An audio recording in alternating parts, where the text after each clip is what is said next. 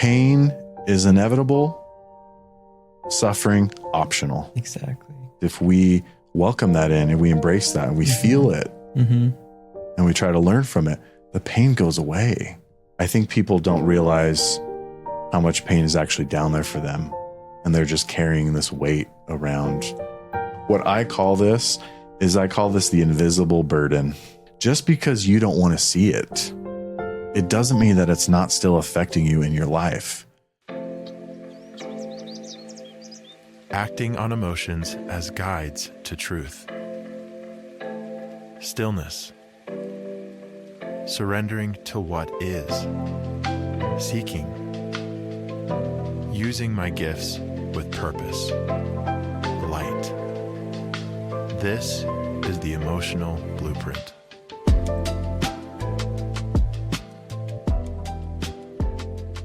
Yeah, let's kick this one off by talking a little bit about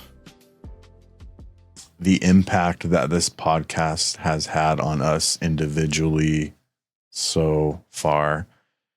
I'll start. Being a therapist for the last 10 years, I had this revelation this last week that it was kind of like, I had this revelation that my whole life I put a lot into my job. When I show up at work, like I make sure I'm like doing my spiritual time and like sleeping good and like putting a lot, sometimes too much. Cause then when I get home, like it's sometimes hard to like, I don't know. I need to, maybe my wife takes a backseat to that sometimes, and she's been really supportive and amazing. But I've realized that I've like lost myself in other people's stories for like the last 10 years, that as a result, I have like forgotten my own story. And the reason why this came up is because it's like, I know that I have been learning all this wisdom and these beautiful things from so many people, and like these like secrets of life, like we've been talking about and with together. And it's like, I should be so full of joy, but I'm not. And it was like this. And so this podcast has been just so impactful for me because it's helped me to remember my own story.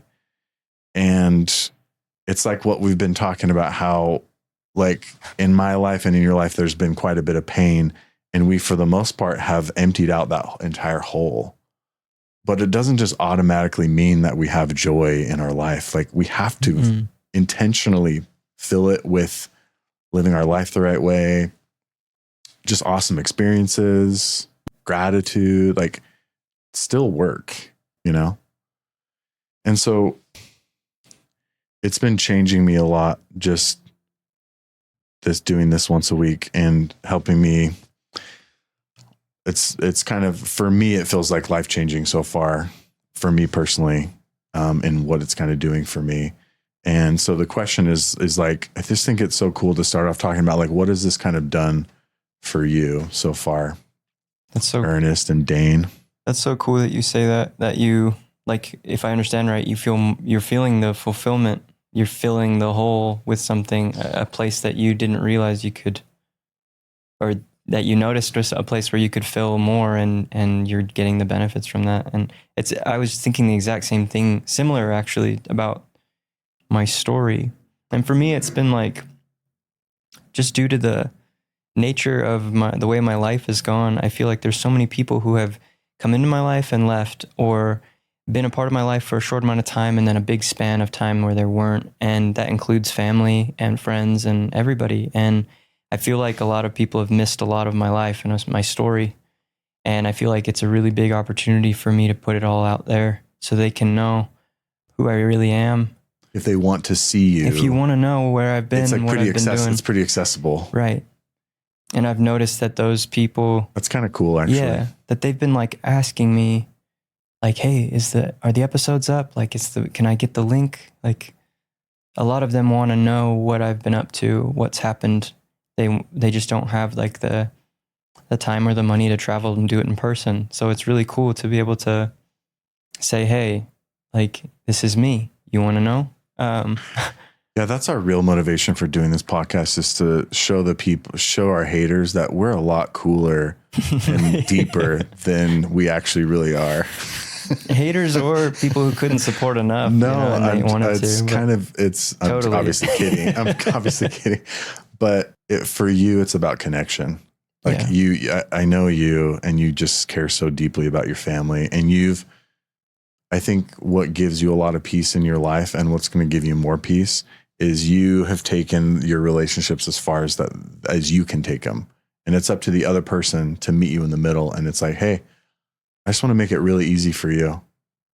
So like connect and meet me in the middle. And so that's what this kind of has meant for you. Yeah. That's pretty cool. Mm-hmm. It's a cool way to view it. Dane, what about you, man? Because me and you have been the ones here for every single one. We're on 22 so far. That's crazy. Yeah, it's been really special for me, man.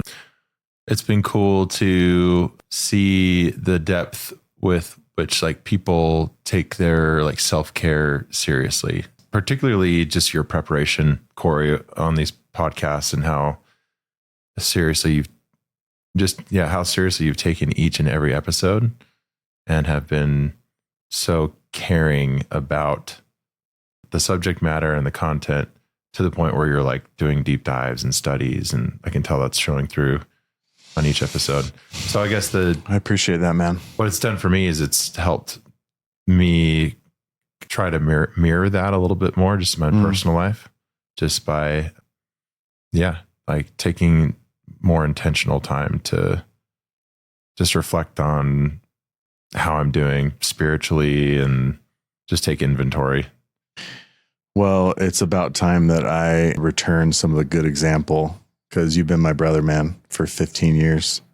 Indeed. And we don't have time today to talk about all the good examples that you've been, all the funny stories. Like, Corey, you probably shouldn't do that. Corey, you should probably chill or take it easy. So I love you, man. Thanks for that. Corey, you probably shouldn't put me in danger. That's basically what it is. So we normally kind of save some bonus questions for the end. We're going to do that right at the beginning. These are questions that people have had that we want to give back and answer some of these. And I've hand selected some of these that I just kind of felt were particularly important. This one was, I thought, interesting. Some of these are going to be random, and it'll kind of lead into some cool conversation today. But this one's just pretty direct. Why do some people want enemies in their life? Example, like this could be a spouse that they are always complaining about, or a relationship that they know is wrong for them, but it's turned into like an enemy, or a past relationship that they still talk about and bring up. I see this a lot in therapy. I'm like, why are they still talking about this person? Haven't seen him in from 10 years ago. Yeah. And this person was a horrible human being, their ex-boyfriend, ex-girlfriend. And they still are like their arch nemesis to this day, even, kind of a thing. Yeah. Some people want enemies in their life. And the question that someone had asked is why? One of the things that comes just through my own perspective, my own lens, like one of the things that comes to my mind is that it's so much easier to point a finger away from yourself. I think if there is a right answer, that has got to be it. Seriously, though, think about it. Like, if I have an enemy in my life, then if something doesn't go wrong, if I don't like something that happens, I have somewhere to put the blame. Yeah. The superstitious ghost bad thing in your life that you can just keep blaming, and it's never your fault. It's a tough thing to have to deal with too. Being stuck in that mindset. Oh yeah. Cause we believe it 100%. We believe it so much too, that we justify immoral and crazy behavior because this person has ruined my life. Yep. So I can slash their tires or, point a gun at them or just whatever. And I obviously can't help but think of politics in this situation either. The enemy of the Republicans or the Democrats and vice versa. And all the crazy behavior that sometimes goes with some of these extreme views, they justify it, like blowing up cars, like whatever, all the crazy stuff. They justify it because it's the cause of all of the my personal issues, and all the issues in the world is because of the Democrats or because of the Republicans. I have like a question about that question, if that's okay. Like how does the person creating the rationality, like the rationales behind what they're doing, how do they view that? Are they aware that they're rationales? Like, are they aware that that's just BS for a reason why they're doing whatever they're doing? Or are they unaware? And like you said, it's because like that's their perspective. I think beliefs that take root are really powerful. Right. Very underestimated, like deep-seated beliefs. Because like somebody doesn't just do this on a whim because they had one thought come in, for 5 seconds. These are years. And so people live and die by what they believe. Right. Right or wrong, I don't even care. This is just like, I don't think that's everybody. Right. It takes it's kind of like what we've been talking about. For someone to really challenge their beliefs, they have to go through certain suffering in their life. And there's many opportunities that God or nature will try to like point out an error or to get them to change. And, we have thousands of moments that we can listen to that or not. Yep. And a lot of people don't, which is sad. It's sad because the suffering you are creating on your own. The obviously the truth is it's not your enemy. It's not the Republicans. It's not the Democrats. It's you. You are in control of your own suffering. Yeah. We create that. I love what they talk about in Buddhism. Pain is inevitable. Suffering optional. Exactly. Yeah. What a beautiful teaching. I was kind of thinking about, this is kind of getting off topic now from the question, but I was thinking about that, just how we will relive if we don't suffer the right way, or if we don't feel the pain the right way, we can just relive it over and over again without resolution and just hurt ourselves. Well, and that's what suffering is. Suffering is the same pain that occurs over and over and over again. Like pain. So we're talking about emotional pain. I got really hurt in this relationship, or I feel sad about this, or a loss. It's like, that's really painful. But if we, like what we've been talking about on this podcast, if we welcome that in and we embrace that and we feel it and we try to learn from it, the pain goes away. So there's an end to pain. A resolution. Yeah. Yeah. But with suffering, it's the resistance of pain. Oh, I feel sad or hurt by this person. And I, maybe the enemy, the psychology of the enemy is it's the pain doesn't go away. It just perpetuates, right? Yeah. So and I guess it leads to other. So it's people that make enemies are not able to resolve their inner pain. Is that why they're making enemies? I don't even think they're aware of that. They might not even be aware of the pain, Yeah. I think it's tough to make absolute because there's just the range. Too many variables. Yeah. Different people. Yeah. But I do think that the belief is powerful. I think Satan or the ego tries to get in there right away and say, this really is the other person's fault. And don't get me wrong, people can hurt us, but then it's our responsibility at that point. Do I want to heal from this, or do I want to hold on to this? This is an interesting segue into just forgiveness, how people feel like I have to hold on to, I want to let go of this pain. I know it's there. Someone just hurt me, but I can't let go of it because I can't let them off the hook. Yeah. I can't let them get away with this. I have to hold on to this pain. And it's like, if you drink poison, is that going to affect the other person? He's not going to keel over. No, the pain is poison within. Yeah. If it's not resolved, it starts to poison us. So like, I get that, but that's, forgiveness. A way better word, I think, for forgiveness sometimes is letting go. You're right. This other person might not deserve for you to forgive them, but you deserve it. You deserve the results. You deserve the relief. Like you've just been hurt. That's sad. It's so painful. Like you deserve to have relief. Yeah. So the way that God has it set up, or the natural laws of nature or whatever, is that if we want to feel relieved of pain, we have to forgive other people. It's just a part of the healing journey. Think about it. Where would you be at emotionally in your life? Where would I be at if we believed every truth that ever was out there, except we just refused to forgive people? Just wouldn't let things go. I would be a raging ball of destruction. I guarantee it. I would be my 18-year-old dark self. I would be so emo and so angry. That isn't showering and putting deodorant all over their body. Yeah, dude. So, wow, that's such a cool thought. What if you didn't let it go? Yeah. And Dane, should we quote what we quote every podcast? The Joseph Campbell quote. This is why what Joseph Campbell says has so much relevance, why we share it every time. It's like, you choose to respond to the call of feeling emotion and responding, then the angels support you. The ageless guardians appear. Mother Nature supports you. You ride on the rhythm of the historical process. Mm-hmm. But if you don't, you're looking out your window and there used to be flowers there. And now it's a wasteland of dry stones. There really is only two paths in the healing journey. And then the journey of a hero, there's only two paths. There's many different ways to get there but am I going to choose to accept what happens to me in my life and how I feel and learn from that? Or am I going to not to?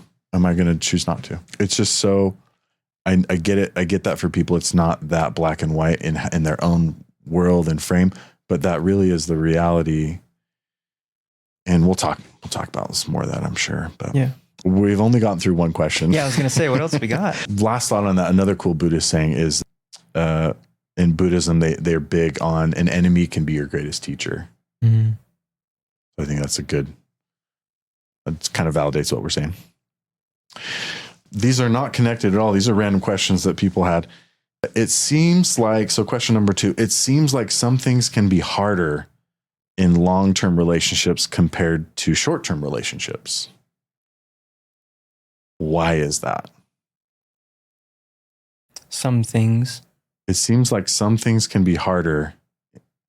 Basically, I think the question is like, it seems like long-term relationships are harder compared to short-term relationships. Why is that? I think that the ramifications are bigger. If you communicate poorly for 2 weeks, it's not going to affect you that much. You communicate poorly for 6 months, it might hurt you. I've noticed in my own life many times that over time, certain things are more challenging because of that, because there could be repeated offenses. There could be a lack of awareness on what you need and a lack of communication about those things. And it could cause long-term effects on you. And you don't really get to see those in the short term. And I think that's where some people who know that would rather be in those short-term relationships so they don't have to deal with the higher requirements that a long-term relationship might need or have. What you're saying, man, is really pointing to like a pretty cool, deeper truth. Mm-hmm. It reminds me of this really cool, deeper truth, which is when we are first in a relationship, we've talked about this before in the podcast. It's kind of like the honeymoon phase. Like there is a very real romance and just no one understands how this works exactly, but it's like a magical experience and it fills every problem and hole that we have in our entire soul. Mm-hmm. And so it's awesome. It's supposed to be that way. Yeah. And then what happens next after that fades, that feeling does fade, then it's the disappointment phase, like we've talked about. It reminds me of combining what me and Dane talked about a couple podcasts ago, which is like when you are so to go back to the question, why are long-term relationships harder compared to short-term? My immediate thought on that is because long-term relationships, your partner becomes a mirror. We've talked about that. That's why it gets harder. You're not just in a relationship with someone else like you are at the beginning. You are in a relationship with yourself. And you're seeing yourself whether you want to or not. That has started to hit me more and more. I like understanding the mirror, because it's like, how does that work? And it's like, well, when you say something out of emotion that you didn't mean to say, the other person is a beautiful mirror to show you how mean that was, or how you really shouldn't have said that, or how even something so small could really affect somebody else. It's like, that's what I understand from that mirror thing, is you get a real tangible example of just a blank canvas of, if you throw that onto that, how do they react? How do they feel? How would that make someone be over time? It's a really tough thing to see and deal with sometimes, because it's forced accountability in some cases. You're like, dang, I have to take responsibility for that. Exactly. Yeah. Exactly. That's hard. And so when people are fighting against that, they're really fighting against themselves. Not always, but often they're fighting against internal change. Mm-hmm. With the exception of abuse and your partner hurting you and things like that. Yeah.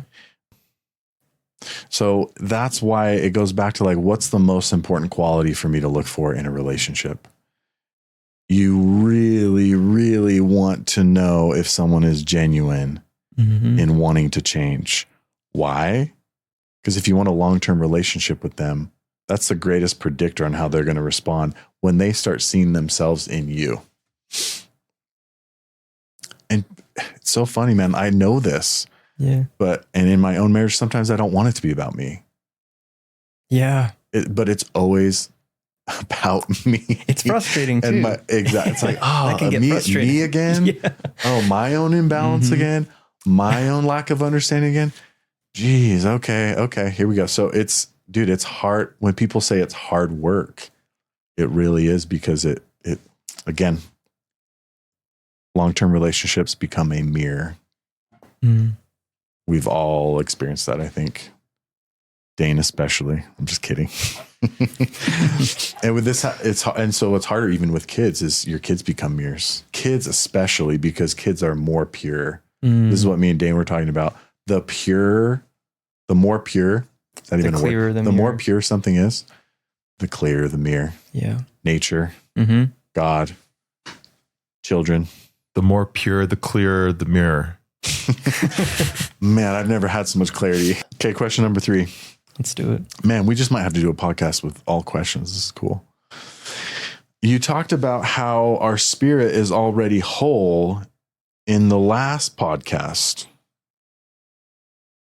So I was talking about how our spirit is whole.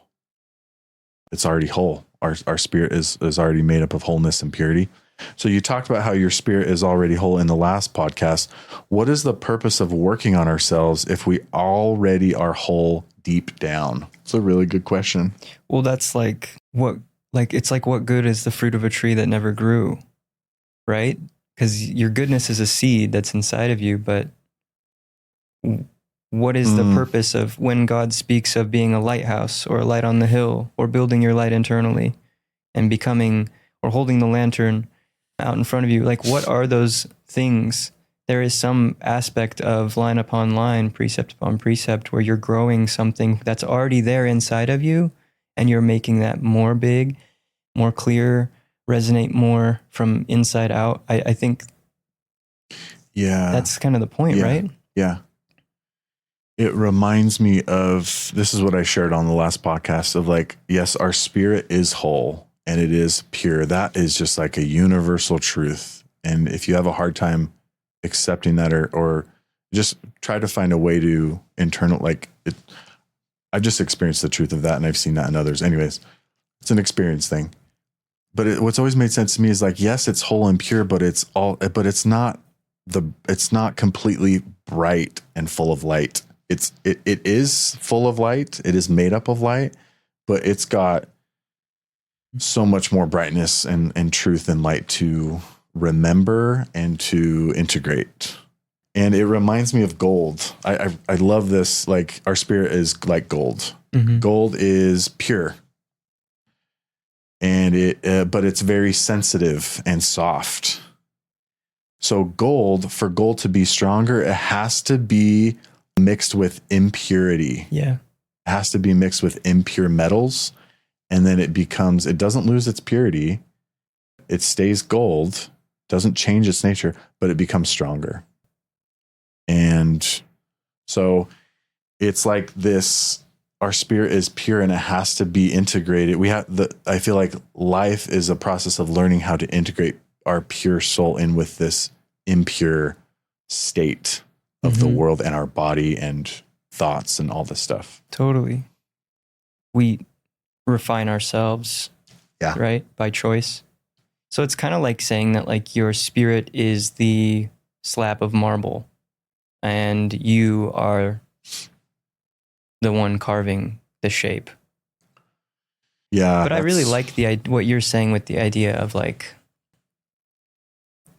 becoming stronger. Like it's already a pure substance.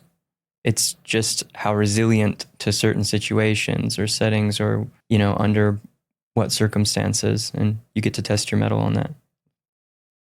Well, and why did I choose this question? Why is this even worth talking about? It's because if you know deep down, if you have an experience, and this is what I talked about on the last podcast, is actually how to have an experience where you can feel your spirit and start to know its nature. If you know that you're already whole, then you don't have to like hate yourself forward. Yeah. You don't have to some people feel shame and they feel like they're the worst. They have a hard time letting go of that sometimes because they believe they need it to motivate them. Yeah. Wrong fuel. Wrong fuel. Yep. It works for a little bit. I described it like you're starting off a hike, 100-mile hike with two people, same body, same muscle mass. You have 100-pound backpack and they only have 10 pounds in their backpack. You might be more motivated, like, oh, I have a heavier backpack. Like I'm going to beat them. I'm going to just hit it so hard. It's like, cool. You might outpace them on the first couple miles maybe, but eventually inevitably you're going to wear down. And this 10-mile backpacker, which is the healthy version, the emotionally and spiritually in tune version of yourself it's not even close. Not even close. It's like the deception of the ego or the deception of Satan is that you need to hold on to negativity, shame, anxiety. It's going to help. Yeah. You can use it for your good. And it's like, there's some truth to that. You can use it for your good, but not in that way. Yeah. Yeah. This one is a lot more wide open. So I'll maybe just share a quick thought on this as we move forward. The other question that someone had was, what is the purpose of life? The reason I chose this is when I was selecting, I could just feel the sincerity behind this question, whoever was asking this. And what I want to say is people talk a lot about, and this has been a revelation for me lately, people talk a lot about like seeking meaning in life, which I'm obviously a big fan of. I don't know if like on a relatable level though, I don't know how much people are necessarily seeking meaning. Certainly some people are, but more on a relatable level, I think people are wanting to feel alive in their life, wanting to feel really connected and have these moments where they just feel alive. And that, I believe, is a more relatable way to kind of say, what is the purpose of life? It's to feel alive. And a really important way how we do that is we clean our own house first. We work on ourselves so that we can still feel alive through the process and through the journey for sure. But that's like the biggest thing that stuck out is like feeling alive. And yeah, I just like that because we talk so much about, okay, you got to do this first and this first, and then you find this, and then you can let go. And then it's like, you can still find a lot of purpose and meaning in your life, even though you're not there, because I had this moment it was Saturday. It was his last weekend where I'm just at my house, and it was a pretty busy day, and there's a lot of stuff going on, cleaning and whatever. But I'm laying in bed, just resting, and my daughter is there, and she's like snuggling next to me.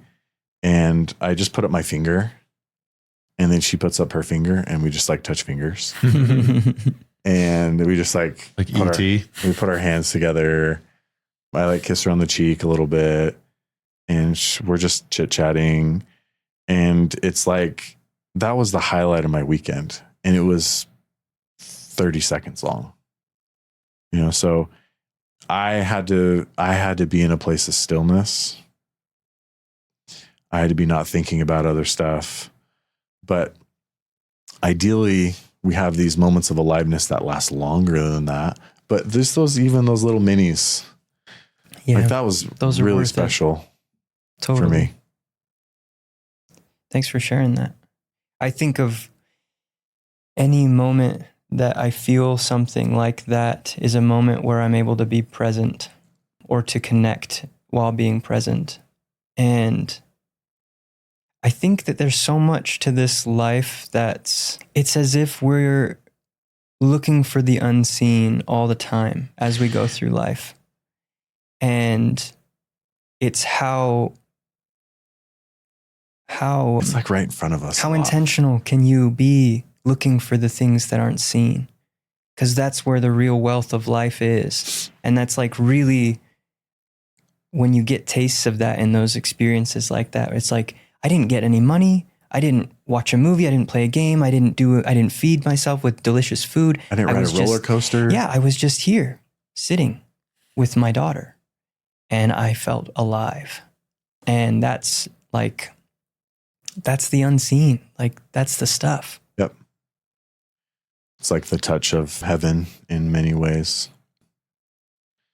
I love what you said, man, of just like this, again, the ego and and Satan is producing so many of these thoughts. Like, tomorrow I'm going to be happy, or, I'm looking forward to things. Oh, when summer rolls around, when the weather gets nicer, then I can actually be, as long as this people doesn't actually happen to believe me, this I'll be stuff. happy. It's like, what? I'm convinced that in Utah, okay, the winters can be long and we're just springtime. And so everyone's happy now. Right. I'm convinced that obviously there's some biological stuff to sunlight and all that, but I'm convinced that most of the unhappiness that people experience during winter is not biological factors. It's them actually believing and this is all very subtle. I actually can't be that happy until I can be outside playing soccer. I love soccer. I love being outside, but it's not the season for it. Yeah. I'm meant to paint inside or whatever, That's such a good point. adjusting to the natural seasons of life rather than trying to force. Pick and choose what seasons you celebrate life in. Yeah. Yeah.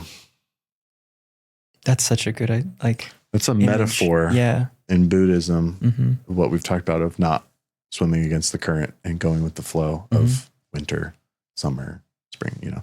That's what I've learned to love the seasons, because it actually, if you really integrate that into your life, it actually makes you way more dynamic, and it helps when you need to slow down and when you need to speed up. At least that does for it. Yeah. I'm learning this the last couple of years, and it's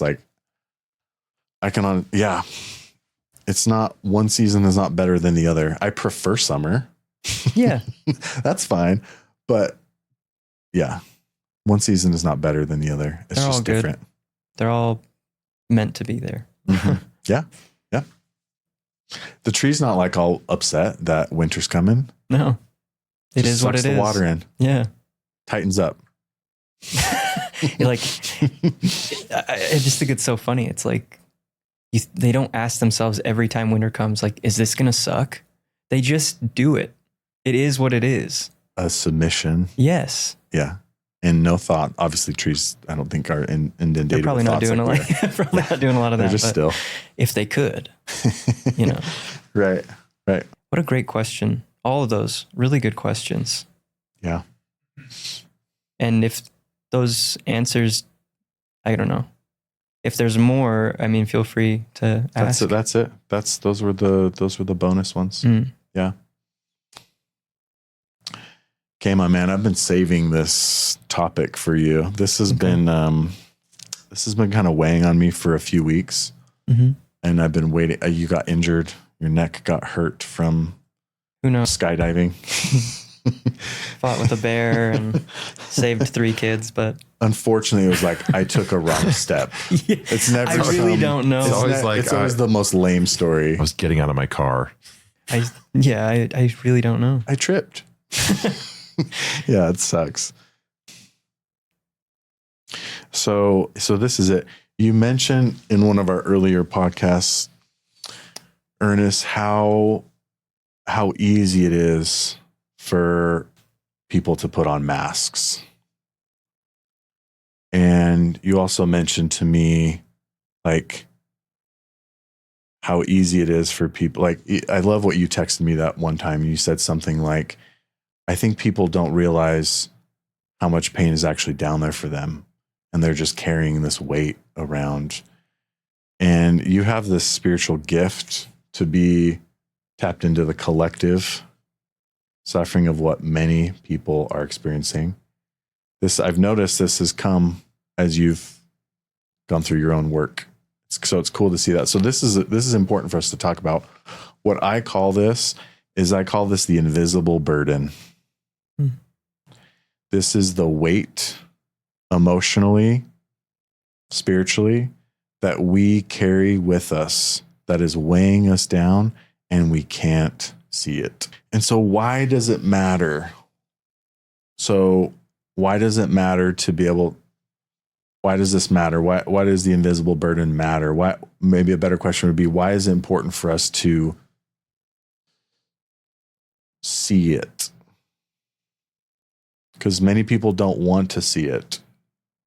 So we're trying to convince them, like, hey, you might have some weight down there. Why would it be important for you to see that? John? There's like I feel like there's a whole bunch of reasons why different people might want to do that, or different things they might get from that. And like, if you see that, invisible rucksack full of things that you are carrying around, well, one, you might be able to see better that it isn't as many things as you feared.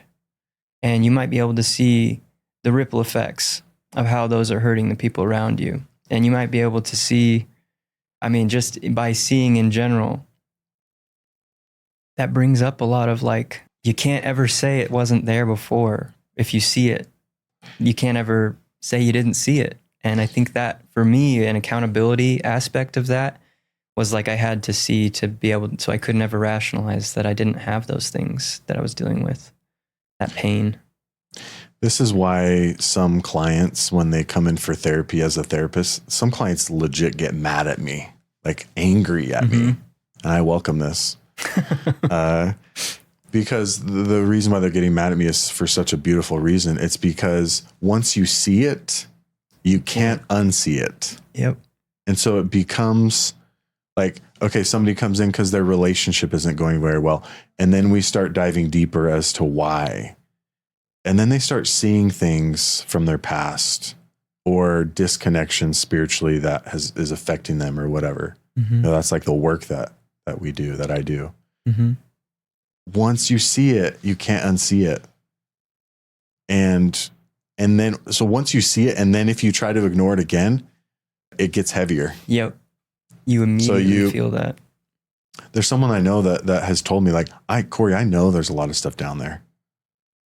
I'm never going to look at it because I don't want to see it. I'm like, this is just a friend of mine. So I'm like, I'm not therapist, Corey. I'm like, I totally understand what you're saying. Like, just like, keep me posted, I'm here if you need. Totally. Let's be salesmen. Let's be emotional and spiritual salesmen for a second on why it's important. So let's take my friend, for example. Let's say they're like, hey, give me your best sales pitch on why it's important for me to see what's deeper down there, what's potentially deeper down there. We'll talk about like how I can tell if there's an invisible burden. We'll talk about that in just a second, but let's sell this person on why it's so important for you to be willing to look at that. The first thing that comes up for me is, well, go ahead. You were percolating. Well, you can go about it two ways. The consultative sales pitch, and you ask, what do you want out of this? And then you can go just pure car ad on the TV. Be like, do you want a reduction in, like, do you want less frustration in your life? Do you want to have a higher tolerance for things and people around you? Do you want to feel more joy and less sorrow on a regular basis? Do you want to wake up and have the choice of what you can do with your day instead of it being decided for you? Do you want like confidence in yourself eventually? Do you want to see what you're actually able to do for others, what your real capacity is? Like, it depends on what you want. That's really good, man. I like the car salesman. That's how my brain's just like, go, go, go, go. What about this? Let's sell it in a different way. Okay. Let's do that and this. Okay. So the question is like, why is it important? Why would it be important for you to dive deeper and to discover some dark, negative things down there? Why would that be worth it for you? Because nobody actually wants to do that. It's hard. Yeah. Is the only thing you care about in your life is money? Is the only thing you care about in your life looking beautiful physically? If that truly is the truth, those are just a couple examples. Like if the only thing you care about is cars, is the only thing you care about golf, right, roller coasters, whatever, is the only thing you care about things or looks or vanity, is that truly the only thing that you care about in your life? If the answer is yes, this isn't for you. If there's any other variety to that, it's like, yeah, I actually do love all those things, but I also want to have a good relationship. Or I love all those things, but I also want to feel at peace in my life and feel alive, truly. Mm-hmm. If that's the case, which it is for most everybody, emotional and spiritual touches everything else other than vanity and money. Period. Mm-hmm. It affects everything except those things, for the better or for the worse. And the other message is this, is just because you don't want to see it, it doesn't mean that it's not still affecting you in your life. That's why it's called the invisible burden. Yeah. It's still a burden. You just don't even know what it is. Yeah. Just because you can't see it doesn't mean it's not being seen. And this is podcast number 4. That's crazy. Yeah. On podcast number 4, Anna told her beautiful story about how she started to become aware of some of the pain that was down there and then what started to happen. Mm-hmm. Her life started falling apart. Mm-hmm. She couldn't walk. Her feet gave out and she was having the runs and all this crazy stuff. Like, who wants that? But so my message is to, I know, person listening, that there's a deeper part of you that knows that it's worth it. That you've heard, if you want to, if that knows that there's something more, that there's more to feel positively, that there's more peace, there's more, your spirit already knows, there's a deeper part of you that already knows. And so, like anything worthwhile, it sucks at the beginning and it's confusing and it's dark and it's sad and it's lonely. Crucible of fire, forging your soul to become really strong. And to me, after going through it, and I still have, I'm still working on finding my joy and filling up my holes, but it's the most beautiful thing I've ever seen in my life, in other people and in myself. Like, I love it. It is, to me, there's no more important message than the healing that can come from Christ, that can come from nature, that can come from the universe. And And like Joseph Campbell says, you really start to feel this support. You choose to start to see it. You're not left alone. You might feel alone, but you are being like held up. Yeah. I think that, well, we all know, yeah, exactly like you said, it is like a crucible of fire. And something that has been on the forefront of my mind recently is just how beautiful the whole process really is, pain and all. It's the path that we're meant to walk might be painful, but it's blessed. And there's so many things that are meant to bless us. And if we look for them, we'll see those things all around us as we're struggling. I feel that all the time. I struggle, but there are so many good things that come from it. And so many good people and different forms of help that come to you when you've made the decision to try. They'll always be there to help you. Dude, you're such a beautiful soul, man. You are. If you want the best sales pitch for this, just watch the video on Spotcast or YouTube of Ernest, just the last minute, getting emotional about this, like feeling this. Like, what motivation does this man have to deeply and sincerely feel emotional about this? And what motivation would me and you have to start this podcast and to like try to sell people? It's because we know it's the secret of life. We know it's so worth it. We know it's so worth it. And it's like, there's no other motivation that I have to do this podcast other than this has, like, what are we talking about? Healing, spiritual connection, emotionally letting go. This has changed my life. It's like I used to see in black and white. I didn't even know there was color. I didn't even know, like, oh my gosh. And now, I'm refining myself in many ways, like I mentioned to you before, but yeah. So how can I tell if I have an invisible burden? Like, I don't think I have anything down there. So okay. Just look at, so yeah. How can I tell if I have an invisible burden? I want you to answer that first. I don't want to rush it. What are some, because obviously someone doesn't really know, but what are some maybe signs? I don't know. I'm trying to think of how I felt a lot. And I felt a lot of confusion. I felt a lot of like lack of purpose, lack of direction, lack of hope. I felt a lot of that. I just felt like, I don't know, like I felt like I couldn't connect very well with people or things that I was doing. It just seemed lackluster. That's just how life seemed. It just, because it was honestly like struggles are still here. I just feel a lot different.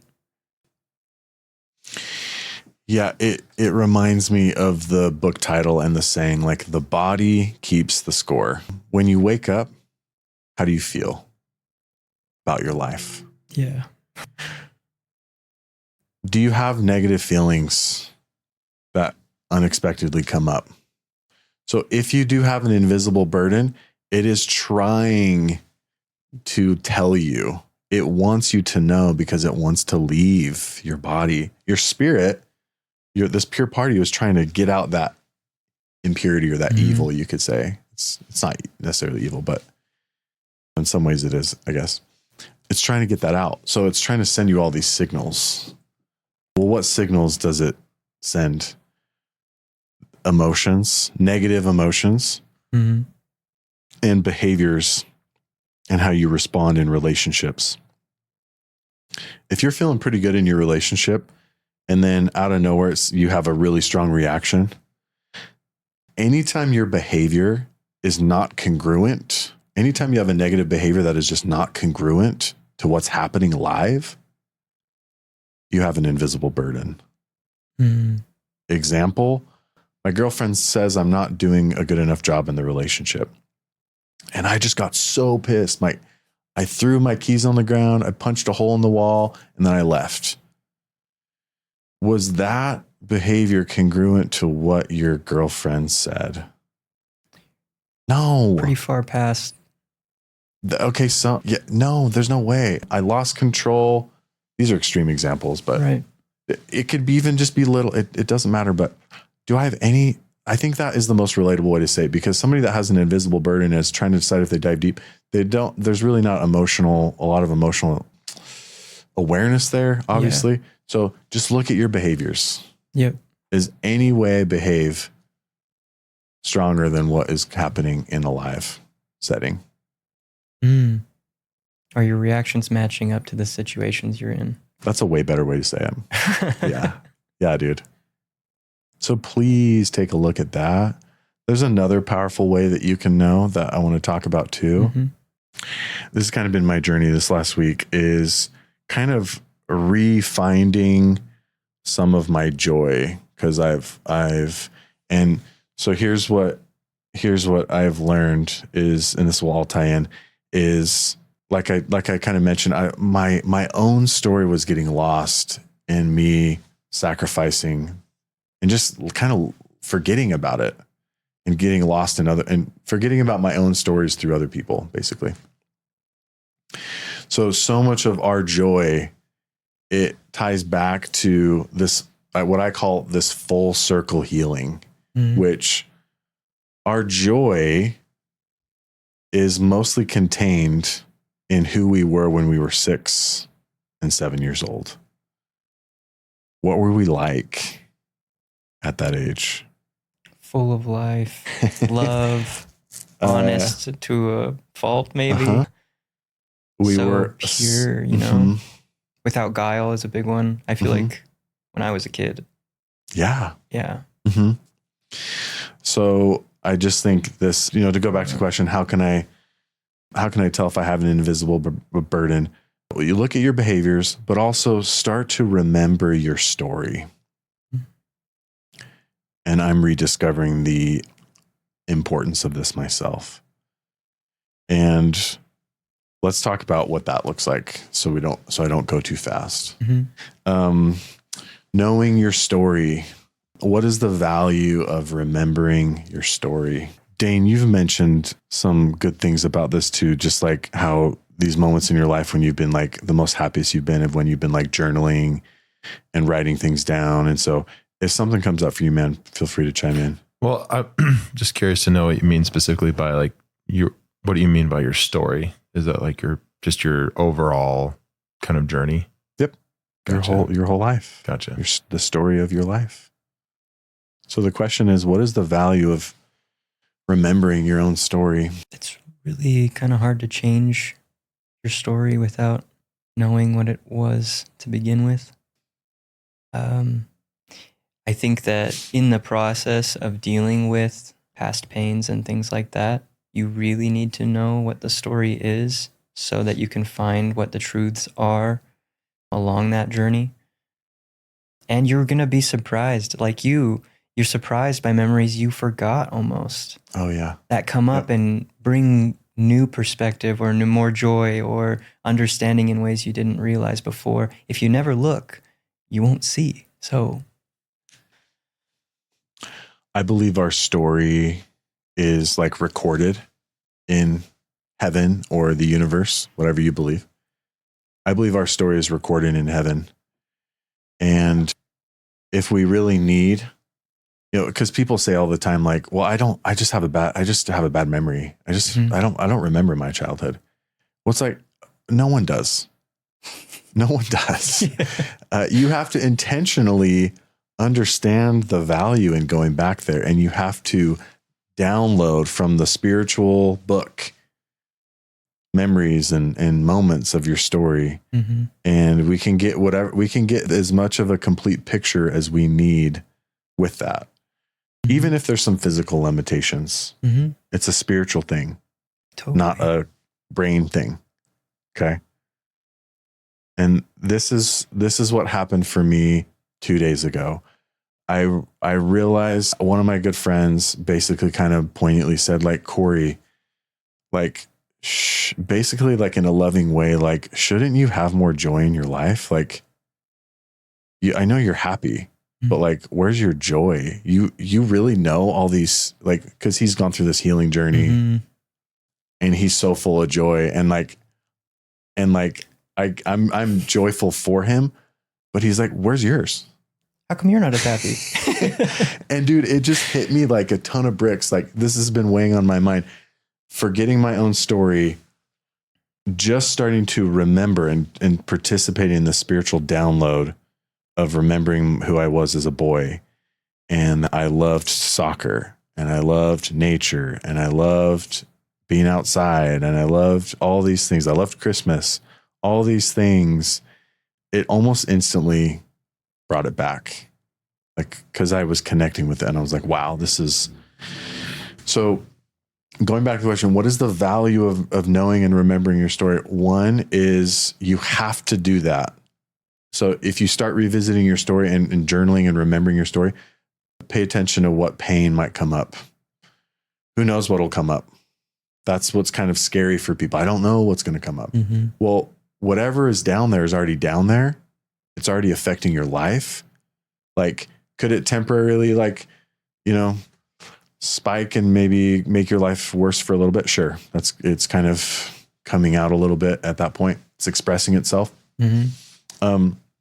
So the two main values of this are recognizing what I still need to work on, but also for me, I realized that my healing journey and letting go was complete, but the joy that I was experiencing from that, or that I just wasn't putting enough back in it. And remembering my story was a big part of that, of like starting to build back the joy. The other part of that is relatable, I think, for most people is like play. We have to like play. Yeah. We have to.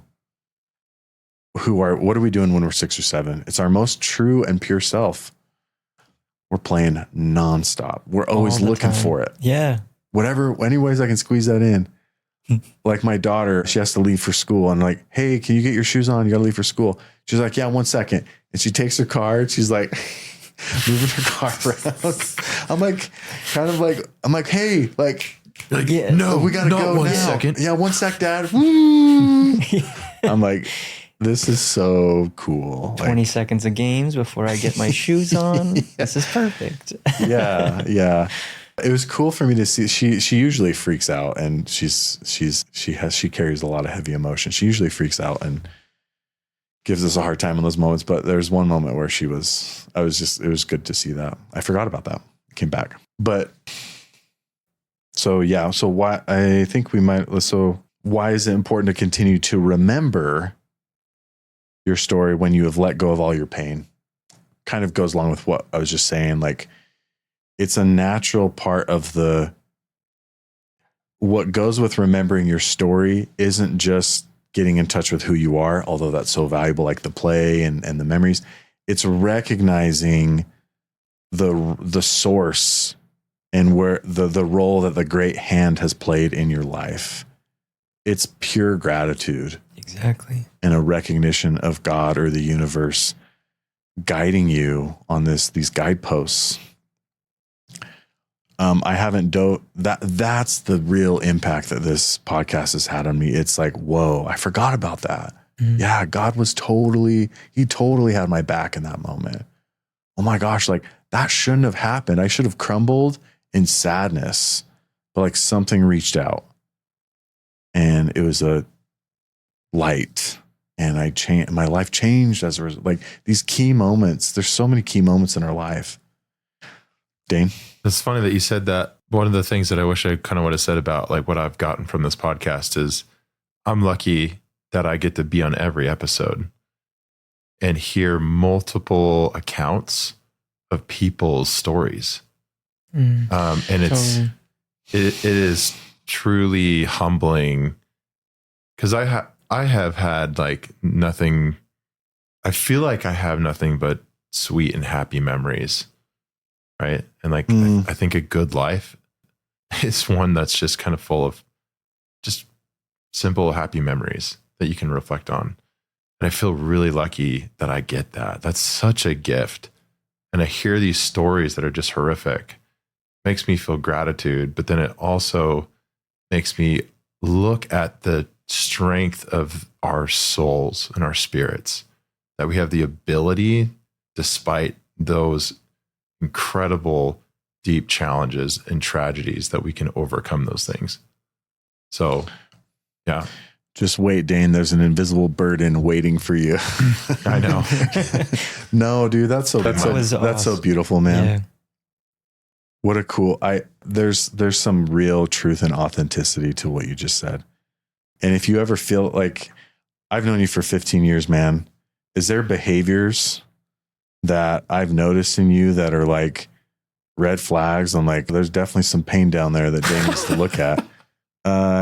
Honestly, man, no, there isn't. There hasn't been. I mean, I think there's some tweaks that you have been wanting to make, like maybe to focus more, to, be more intentional, things like that.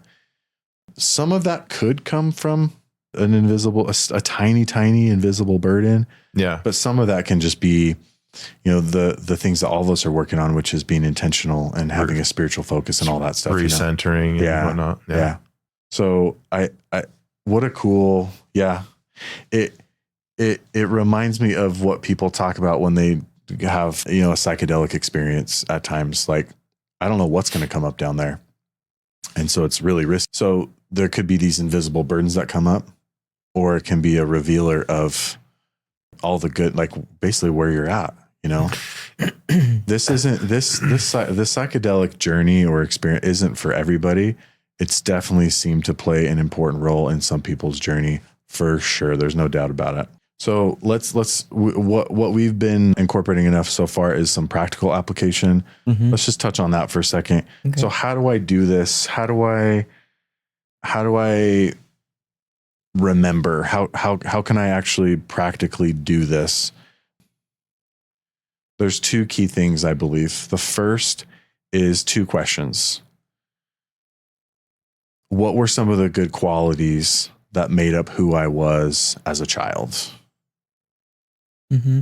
Starting to engage in some reflection from that spiritual book up high. Like, who was I? What was I doing? And then what are some earlier memories that I have about my childhood? And start from there. Start from the earlier stuff and start writing that stuff down. That's a really good place to start, from a place of wholeness. Mm-hmm. And usually if there is invisible burdens, they start popping up, 9, 10, 11, 12 teenagers for sure. Mm-hmm. But that's such a good place to start. And do like a journal entry on your phone and then put it into ChatGPT and then put in this prompt: break down and analyze this journal entry when I was a boy or girl, highlighting deep and important life principles. Break down and analyze this journal entry when I was younger, highlighting the important life lessons. It was powerful when I did that. I'll share one thing that is just, so I kind of shared this funny story with you before of loving Christmas. And I loved the whole experience so much that I wouldn't shower. Right. And I already told you this beforehand. But I was so stoked. I was so stoked, and I would take deodorant and put it all over my body because I'd start to smell so bad. And just like remembering this experience and then putting into ChatGPT, what it fed me back was like so pure and cool. It said something like, what a beauty it is to feel alive, and the aliveness that you felt when you were a child. And it prompted me to be like, do I feel that way now? Mm. And it's like, I know I can feel that way. I know I have felt that way. It's already happening. I'm already feeling more joyful than I did 4 days ago. And I can't wait for that. Mm. 'Cause I should feel so much joy in my life. So some people should, some people shouldn't. If you have, again, it goes back to the whole, if you have pain to let go of, you can still feel joy in the room that is there, but the more you clear out, the more potential joy you can feel. And so, yeah. Any other final thoughts, man, on remembering? No, I think that's exactly the way that you suggested is exactly how I did it too. I started just listing qualities and memories as early as I could, and then on. Just go from there. And you're exactly right. They will pop. For me, they just popped up, most of those things, like back to back to back on their own, like as if they were like, I don't know, like jukebox records just ready to go. As I was thinking through it, they would just boom, like clear as day. Here's what happened. Here's how you felt about that, or how you didn't, or whatever. But those things came up for me naturally as I was doing it. And I think that inspiration comes on the go a lot more often than in a stagnant place. As you're doing something, inspiration will come easier to you. I want to finish the topic with this. Why is it that some people are so much more drawn to the ocean, or so much more drawn to trees, or so much more drawn to soccer, or so much more drawn to basketball or music? You know, we have these built-in draws, things that draw us, things that make us feel alive. One of the most alive I've ever felt is one day me and all the homies from my groups went to Huntington Beach for 4th of July, and we played soccer on the beach all day long, dude, all day. And we'd go grab a food, come back, jump in the ocean, dude, laughs, just like time stood still. And I'm looking back, it wasn't, there's so many reasons why there's some things that make us feel more alive. So to go back to the question, part of this goes back to the purity in which we were when we were a child. All of those things I love to do in my pure state. It's something, there's something spiritual about it. Yeah. And so I'm hitting on who I am, not just my interests, but who I am on a deeper level. Nature, soccer, you know, these things are not just interests. They run pretty deep in us, in our purity as a child. And so another benefit of going back and remembering is, what are those things? What was, just kind of like the question, what was I doing? What was I? Oh, I was going into the field and I was looking for bugs. Okay. Yeah. What's comparable or maybe similar to that? Okay. I'm going to go in nature and look for, I don't know, rock. I don't know. There's something that translates as an adult. Yeah.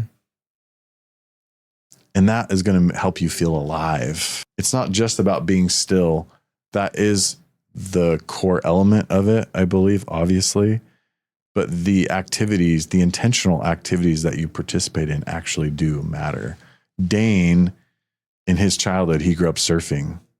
I believe that's something deep in his soul from his like programming. The water. You know, and if me and him went surfing, he'd be like, this is the most amazing thing ever. And I'd be like, dude, where's a soccer ball?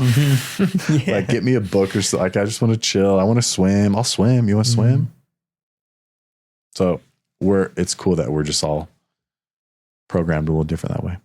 You know, what's interesting though, Corey, is my wife made fun of me the other day, just jokingly, that I like constantly am talking about how beautiful the mountains are here. I'm just always noticing them. Like anytime we're outside or on a drive, or anytime I talk about my parents and where they live next to, you know, the Payson Canyon mountains. They can see north towards Timpanogos. Every room has a view of the mountains. But that came over time. It's just interesting that those things can kind of develop and change as well. Yeah. I've never felt more drawn to these mountains.